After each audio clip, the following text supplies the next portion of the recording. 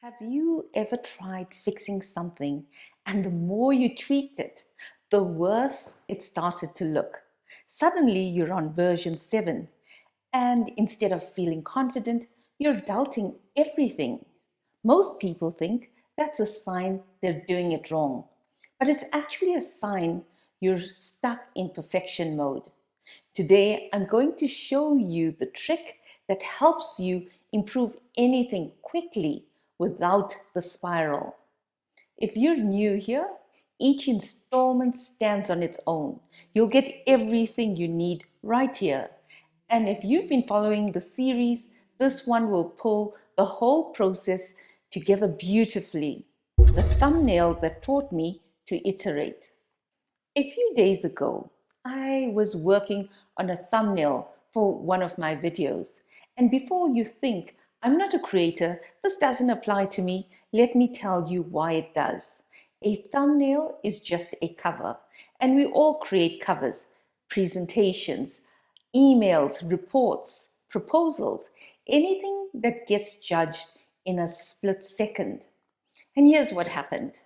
I made the first version, it didn't feel right, so I changed it. Then I changed it again, and then again. And with every tweak, instead of feeling more confident, I started feeling less sure of myself. It felt like I was moving further away from perfect, not closer. But here's the part I didn't see at the time. Even though I felt less confident, the work was quietly getting better. Every version was teaching me something. The clarity didn't come from the beginning. It came through the iterations, through stepping back and refining one small piece at a time. And we don't talk about this enough. Sometimes iterations need space, and you step away, even for a few minutes, or get input from someone with fresh eyes. The whole thing opens up. A colleague's quick, this part makes sense, but that part doesn't, can save you hours of circling in your own head. And honestly, we are our own worst critics. We delay releasing things because we're scared of how others might see the in between.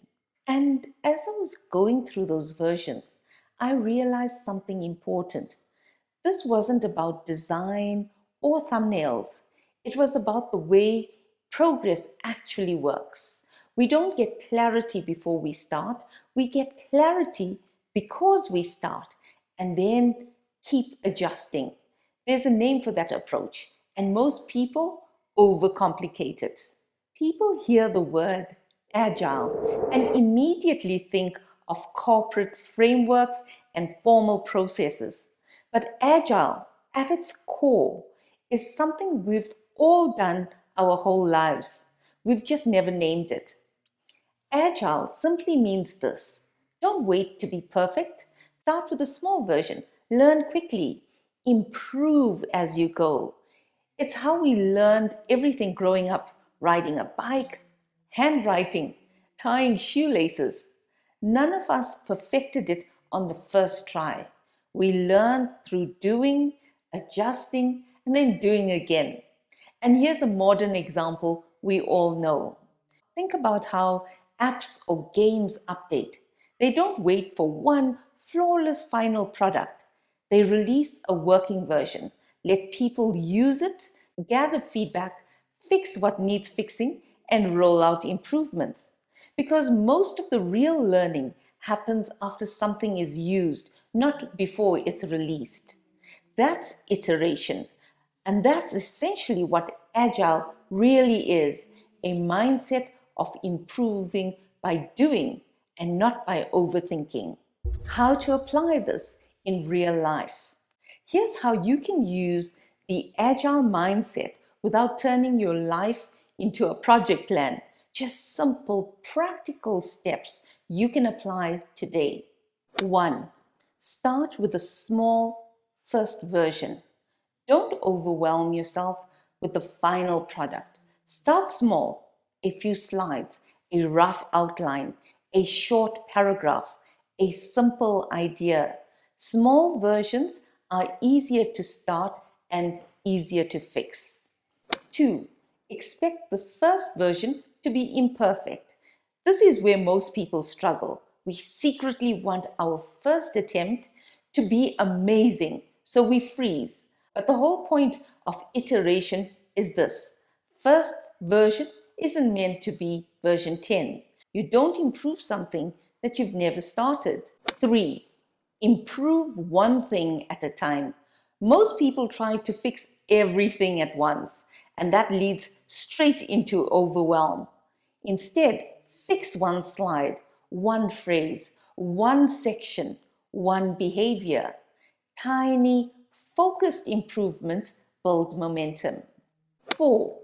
Get feedback earlier than feels comfortable. Share the 80% version, the one that's not polished. Ask one trusted person, does this make sense?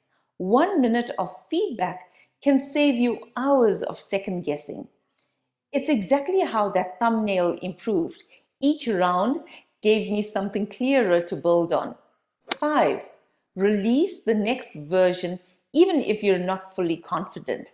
Now that's a tough one, right? This is the part that breaks perfectionism. You don't gain confidence by preparing forever. You gain confidence by delivering, by observing, and by improving. Every release is data. Every version teaches you something the perfect version never could. 6. Treat every version as a teacher. This is where failing forward becomes real. Each imperfect version is a step forward towards clarity, not a setback, a step. Why this breaks overthinking. Agile breaks overthinking because it removes the pressure to get everything right the first time. It lets you say, I'm learning, I'm improving, I don't need to be perfect yet. Version 1 is allowed to look like version 1, and suddenly that fear of being judged loses its power. So the next time you work on something, a presentation, an email, a script, a new habit, don't aim for the perfect version. Aim for the next version, because clarity doesn't come before you start. It comes because you start. Iteration is how we grow. It's how we learn. It's how we move forward, one version at a time. If this video helped you feel lighter, give it a like, share it with someone who needs this reminder, and join me for the next installment, Reflection versus Overthinking, the line that builds or breaks you. And remember, you matter.